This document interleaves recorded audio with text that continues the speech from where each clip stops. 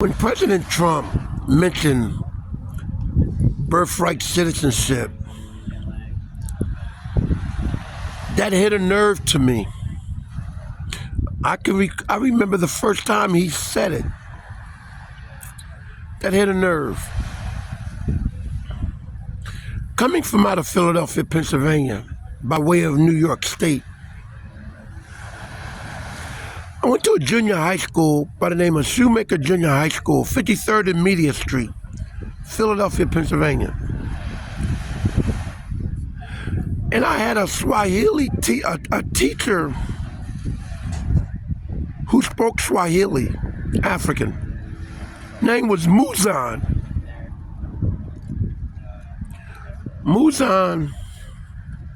Teacher Muzan was intelligent and he was really smart. It was Teacher Muzan who informed the students how greenbacks were made, the federal currency.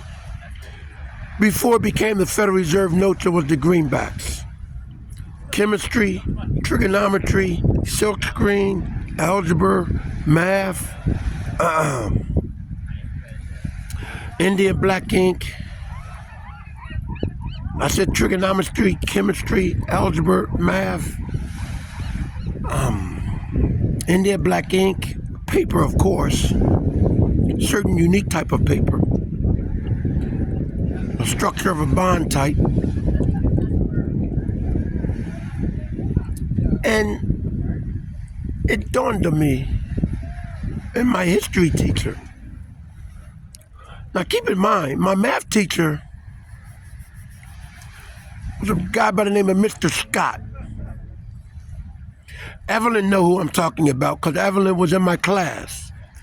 Oh, well, let me say her whole name, Evelyn Champagne King. She was in my math class.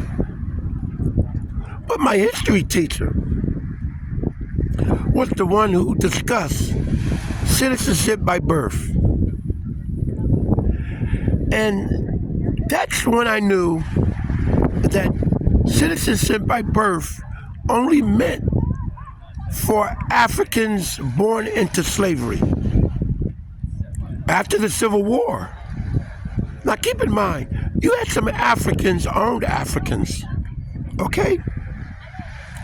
This is the conflict today. I know you heard of Malcolm X. You got the type A Africans and the type B Africans. The house Negro and the field Negro. The house Negroes were the one that was given the overseer, the ones that owned slaves, but now they were owned by the white supremacy. In a way, that's how that went down. But after the Civil War, it was implemented that all Africans who were born into slavery or after now become citizenship of America, citizenship by birth after the Civil War, only referring to Africans that were enslaved. And they got together the 13 states. If you don't know what America is, California is not America. No, it's not. They should adopt the state to the Union because the Union defeated the Confederate. So,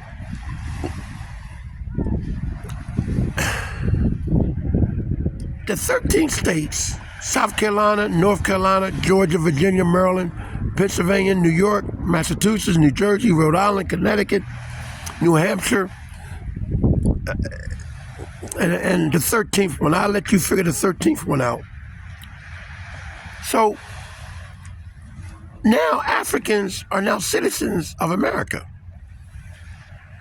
Citizenship by birth. But it so happens, fast forward, during 1913, 1912, 1914, New Jersey, Woodrow Wilson. It's the Democrat, the ass, the KKK. The one that decided to take the monetary out of the government and turn it over to the privatized sector. The Sherman Act, but later called the Federal Reserve Act, that became the Federal Reserve System, that was orchestrated by the global wealth. The Rockefellers, the Vanderbilts, the Mellons, the Carnegies, the Rothschilds. Okay?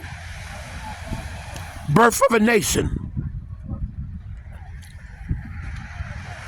Africans were still going through turmoil. Slavery was still being existing, but Africans were now citizens of America. Fast forward from Woodrow Wilson to Richard Nixon. Let me grow California. Richard Nixon, Republican, by way, the poor Republican, by way